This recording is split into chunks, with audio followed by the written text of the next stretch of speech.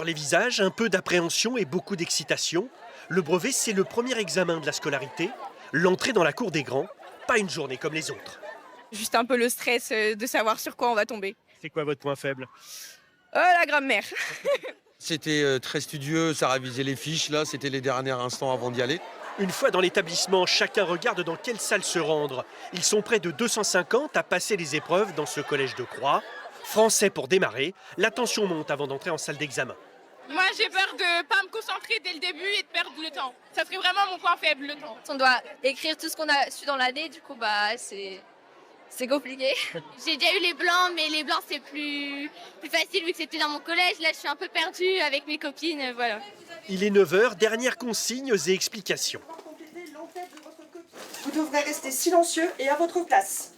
Un peu de stress, forcément. Ces examens viennent récompenser le travail d'une année. Les épreuves finales du brevet des collèges représentent 50% de la note du brevet au total. Le reste sont les notes de contrôle continu. Donc c'est un diplôme de fin de scolarité de 3e qui compte beaucoup. Après 3 heures d'épreuve, réaction contrastée, la compréhension portait sur un récit autobiographique de Simone de Beauvoir. Donc, le sujet, il était assez simple. Franchement, vu que notre prof de français nous a bien fait travailler sur l'autobiographie. Ça a bien appris et tout. Du coup, on était bien préparés à l'autobiographie. Franchement, c'était vraiment le sujet que je voulais avoir. C'était surprenant parce que dans nos brevets blancs, on n'avait pas forcément eu autant de questions à citation. L'épreuve, je l'ai trouvée plutôt simple, en tout cas pour les 2 premières heures. Le difficile, c'est quand même la grammaire. Mais sinon, c'était plutôt simple. Moi, personnellement, j'ai bien aimé.